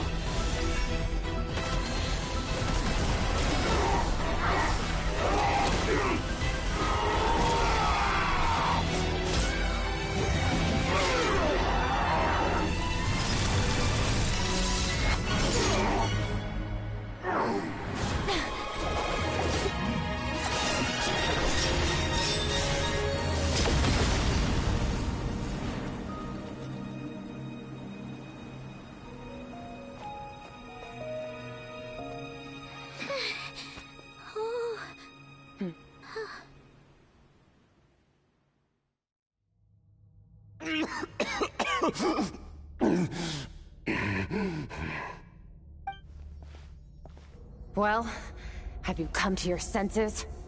You saw that my body was at its limit. So, you deliberately channeled your power into me, knowing that it would destroy my shell from within. Such power, such keen battle instincts. So you must be... Skirk, Sertologi's disciple. How long has it been? How long has he been away from Tevat? Hundreds of years. Hundreds? Sorry, it's a lot to take in. I should introduce myself. I am Skofnungar, a friend of your master and one of his followers. This is the first time I've heard your name, Skirk. But hundreds of years ago, I knew you existed. And I knew you would come here. Hundreds of years ago? Sounds like you and Master have quite the history. Care to tell us about it? Of course. Might as well take advantage of a clear head while I can. The story starts a long, long time ago. I was born into a noble family in Conria.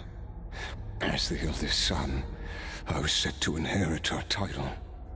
But I contracted an incurable illness as a child, and everyone gave up on me. I trained the sword harder than anyone else, defeated all of my peers. But it was all in vain. When other people looked at me, all I saw in their eyes was pity, or a strange glee in my misfortune.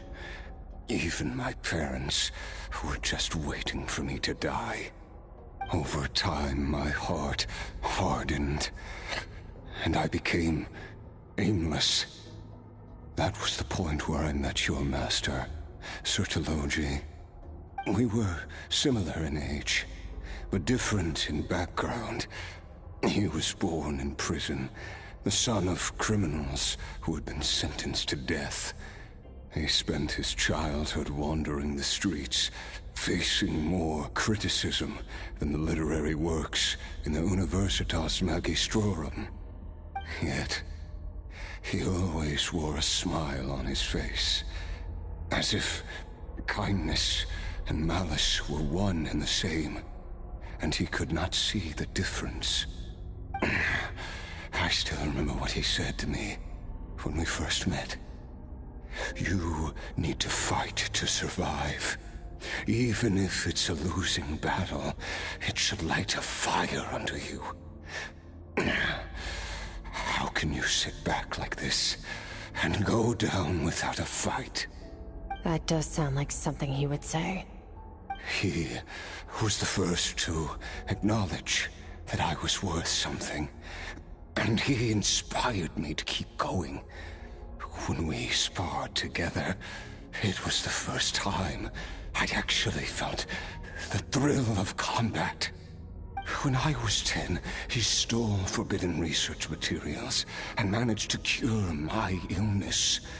It was like there was nothing in this world he couldn't accomplish. When it came to the human form, he was always intent on pushing the boundaries of possibility. But somewhere along the way, I fell behind. My talents were nothing compared to his, and at some point, I realized he had pulled so far ahead, I was too embarrassed to even ask him to spar. After his grand endeavor was successful, he sought me out and said to me, "This planet no longer holds anything of interest to me, so I'm leaving. But first, I have an offer. I can use a power I have just refined to break the curse of immortality for you. Your death was once what we worked so hard to prevent. But the immortality you now face is a different kind of pain altogether." I'll pass. Immortality doesn't sound so bad to me. Since I can't die, it means I have an infinite amount of time to get stronger. Maybe I'll finally catch up to you one day, and we can spar like we used to. Are you sure? I cannot say when I will return. Your body, or rather, your soul, might not be able to withstand this curse. All I can do is try. After all, a wise man once told me, people need to fight for their own survival. Wise indeed. Nevertheless, if you grow weary of the pain of immortality, and wish to experience a good sparring match before you wither away, seek out my disciple. Disciple? Never thought I'd hear that word coming from you. Nor I. But Vedifenir said I was destined to find a disciple out there in the universe, and bring her to Tibet. You know as well as I, Vedifenir's prophecies are never wrong. Well, now I'm curious about who this disciple of yours will be. All Vedifenir said was that one day, the stars shall bow in her honor. Sounds pretty impressive. Of course.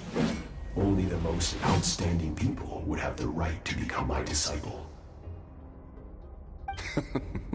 Still self-assured as ever, I see. But you're not wrong. I'll be leaving then. Oh, and if you are serious about getting stronger, I left you a little gift in the Primordial Sea. As I've said before, walk whatever path you want. Freedom means even the wicked get to make their own choices.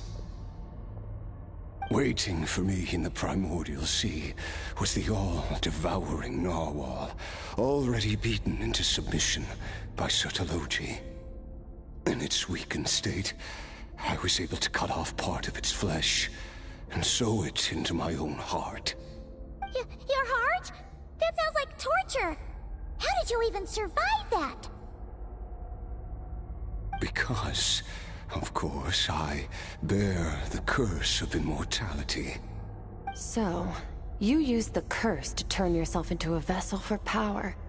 Even with that whale's ability, devouring power like that is not something the human body can withstand. With your body and soul constantly at the breaking point, it was the curse of immortality that sustained you. But that is not the path to strength. You have to pour your heart into it, work for it, dream of it. Instead, you stole something that didn't belong to you, and it backfired. You're right. I should have known better, but I had already pushed myself to my limits, and he was still miles ahead of me. So I had to take a leap of faith.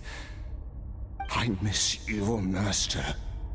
I miss the days when we were all together, troublemakers without a home.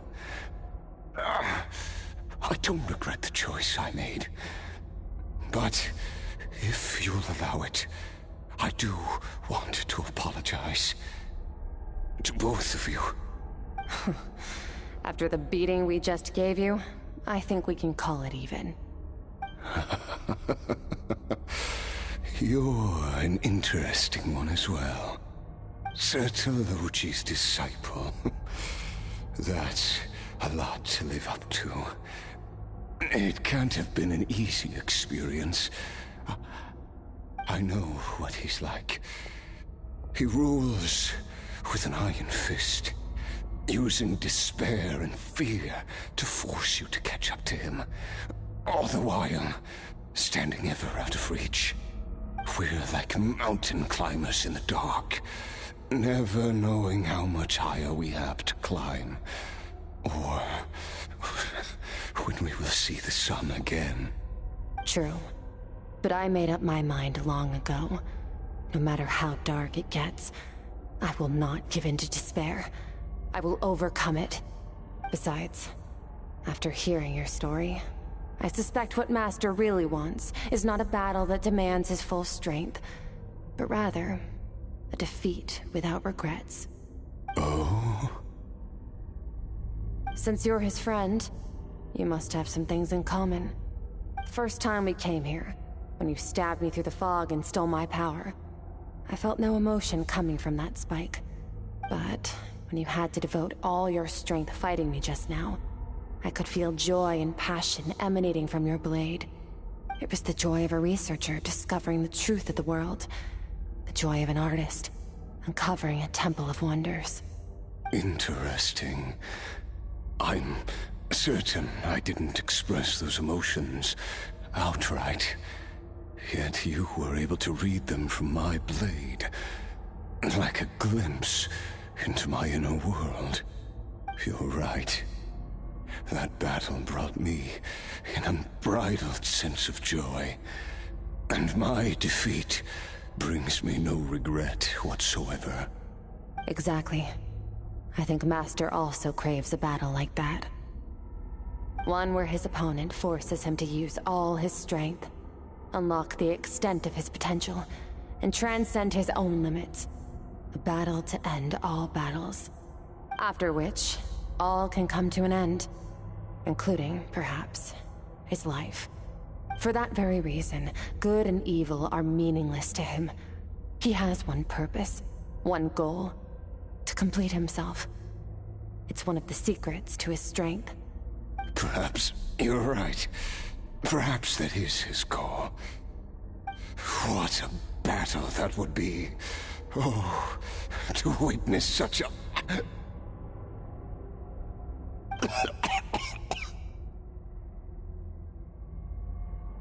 Are you okay? Too many different kinds of power are surging through my body. The curse of immortality allows it all to coexist, but it does not remove the pain. I won't be able to hold on to my sanity for much longer. What a shame. I would have loved to witness that battle. Sotologi once offered to free me from this curse. Now, I must ask that of you, Skirk. Can you release me from the pain? I can, but not through death, if that's what you are hoping for. It's not a suitable punishment for your crime. As an alternative, I can take your consciousness, along with all the power you've consumed, and smash it to pieces. The impurities will dissipate, and under the curse of immortality, your mind and body will regenerate. When that process is complete, you will be back to who you were before, no longer tortured by powers you can't control. But it will be a time-consuming and painful process. The decision is yours to make. I accept. And who knows? Perhaps I'll wake up in time to witness your great battle with Sotologi.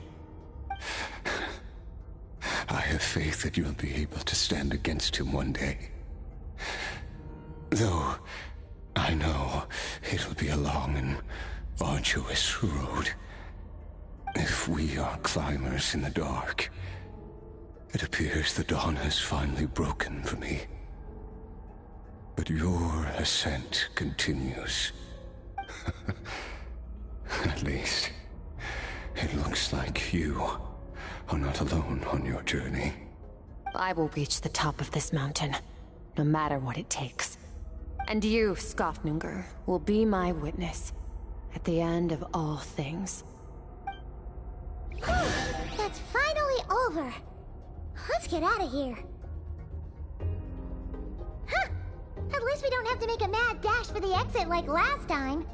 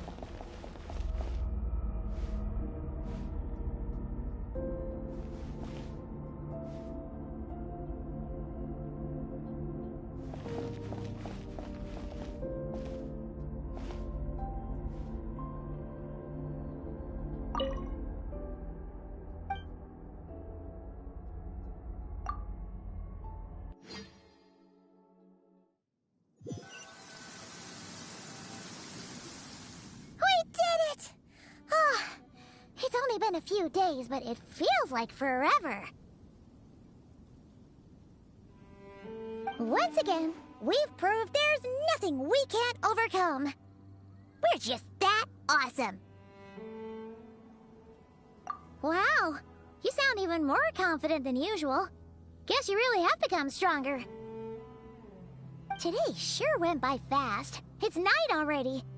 Oh wait, that reminds Paimon. The stars you mentioned. The ones that died out? Are they back now? Yes. The power Skafnungur stole has been returned. So, the stars have regained their light. Great!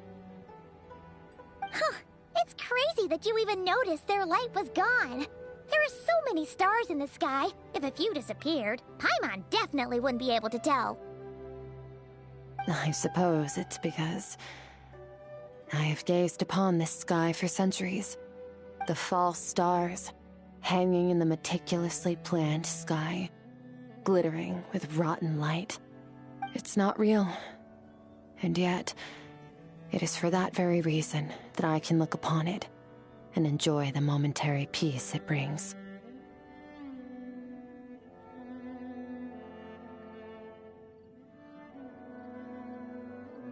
Even the most beautiful of bubbles has to burst. We will return to the real universe one day, whether of our own volition or not. Time marches ever forward. Even the innocent and naive will taste life's bitterness. Yet through hardship, we grow, until we learn to seize the sands of time for ourselves, and uncover our true strength. Though we gaze upon a false sky, Its vastness and majesty is palpable. One can only wonder, what is it going to take for kindness to reign supreme in the vast expanse of the universe? Ugh, this is all going over Paimon's head. But if she knows one thing, it's that the Traveler always finds a way. Ever since we met, she has filled Paimon's days with happiness. No matter how tough things get, she always finds a way to make it better. If it's too big a job for one person, then we'll do it with two. And if two's still not enough, then three. We've met so many amazing friends and accomplished so many amazing things. As long as we don't give up, we can make any wish come true. I suppose when it comes to you, anything is possible. Well, I should be going. Now that my power is no longer isolated from my emotions, I need more practice to get used to it. I suppose fate will decide. Maybe we'll bump into each other on the street. Or maybe we'll reunite on a different planet entirely. Regardless, reunions and partings are but passing moments. More than anything, I hope that at the end of this journey, wherever it takes us, we stand in a world reborn. One without war, pain, or forced partings. One where new life can bloom, even where there was once nothing but scorched earth. For this, we must all work to become stronger. If that's what you want to call me, I won't object. Goodbye. Bye!